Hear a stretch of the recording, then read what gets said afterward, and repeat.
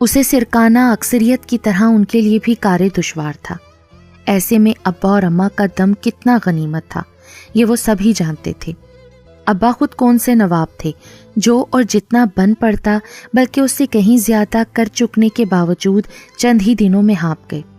سوگواریت کے ملگجے میں دل آویز اور فائق کے خوبصورت ان کہے لیکن مضبوط رشتے کے رنگ ہی تھے جو ٹمٹماتے دیپ جیسی روشنی ان کے ساتھ ساتھ اس کے اپنے من میں بکھیرتے رہتے۔ اداس اور سوگوار چہروں کے بیچ کہیں کہیں کوئی مسکان پھوٹتی تو اسے زندگی میں زندہ دلی کا گمان ہونے لگتا۔ ابھی سب ختم نہیں ہوا، ابھی بہت کچھ باقی ہے اور بہت کچھ ہونا ہے۔ اس بہت کچھ ہونے کے خوشگمان آئینے میں کبھی نا امیدی کا عکس بھی ہوگا، اور بہت کچھ ہوگا ضرور لیکن اس کی توقعات کے بالکل الٹ ہوگا۔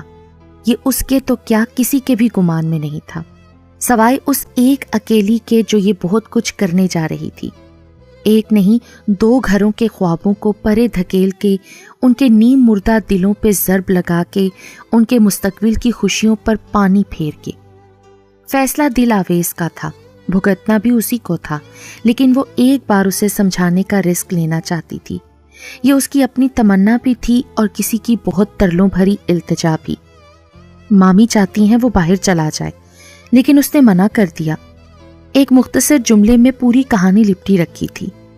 یہ پوچھنا بھی بیکار تھا کہ دل آویز خود کیا چاہتی ہے۔ وہ جتنی تیاری سے اسے عقل دلانے آئی تھی، اب وہ تیاری خود چت پڑی دھول چاٹ رہی تھی۔ ماموں کے بعد مامی کے گھر کے حالات کسی سے ڈھکے چھپے نہیں تھے۔ اس نے تمہاری وجہ سے انکار کیا ہے۔ آخری کوشش آخری سانسیں لیتی ہوئی تھی۔ میں نے بھی اپنی وجہ سے ہی انکار کیا ہے۔ اپنی وجہ سے؟ ہاں، اس کے مستقبل کا کوئی اتا پتہ نہیں۔ تعلیم کوئی ایسی آفت ہے، نہ ڈگری نرالی، نہ جاب ہے، نہ کوئی انویسٹمنٹ۔ بجائے اس کے کہ میرے پاس رہ کے بعد میں وہ مجھ سے دور جائے، ابھی دور ہو جانا بہتر ہے۔ دلارا کا منہ دل آویز کی بات سن کر کھلا کا کھلا رہ گیا۔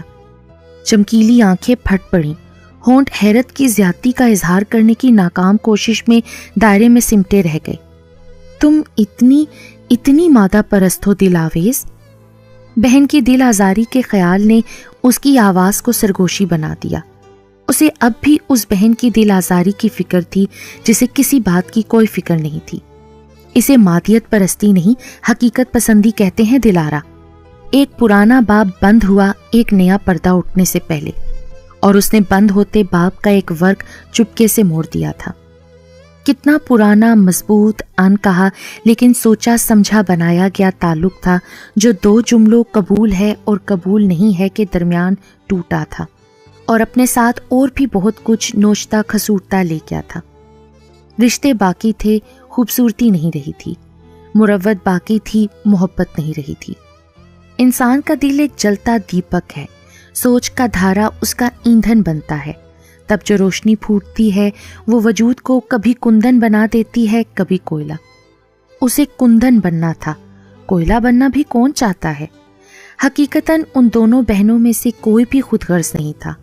فرق صرف اتنا تھا، دل آویز نے اپنا حق استعمال کیا اور اس نے اپنے رشتے اور محبتیں بچانے کے لیے نثار کر دیا۔ ابا نے اسے سمجھانے کی کوشش کی تھی، لیکن جو وہ سمجھ رہی تھی وہ بھی سمجھتے ہی تھے۔ اس کا دل ایک شفاف شیشہ نہیں ہے جس پر پہلا عکس تمہارا ہی پڑے گا۔ دل آویز سب سے زیادہ ناخوش تھی۔ اپنی مرضی کے یہ سمراٹ ہوں گے، اس کے حساب کتاب میں دور دور تک ایسا کوئی نتیجہ نہ تھا۔ جانتی ہوں وہ تو کب کا دھندلا چکا ہے دل آویز۔ ایک بار اس نے دل آویز کو سمجھانے کی کوشش کی تھی، تب بھی وہی دونوں تھیں، اب بھی مکالمہ بھی وہی تھا اور محبت بھی، بحث بھی وہی تھی اور بے بسی بھی، کردار بھی وہی تھے اور کلام بھی، صرف ڈائلاگ عدل بدل ہو گئے تھے۔ ایک بار وہ ہار گئی تھی، ایک بار اسے جیتنا ہی تھا۔ دل آویز بہت بجھے دل کے ساتھ واپس گئی، اور پھر اس دن بھی نہیں آئی جس دن فائق کے نام کی انگوٹھی دلارا کی انگلی میں آئی۔ کسی نے اسے بلانے پر اصرار کیا، نہ فائق کو۔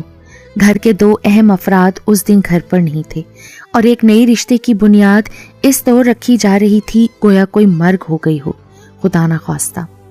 لبوں کی مسکراہٹ میں خوشی کے بجائے سہم چمک رہا تھا۔ اور آنکھیں بلا وجہ بار بار گیلی گیلی سی ہو جاتی تھیں۔ کمال خوبصورتی سے سب اپنے تاثرات چھپانے کے باوجود بھی کچھ چھپانے میں ناکام تھے۔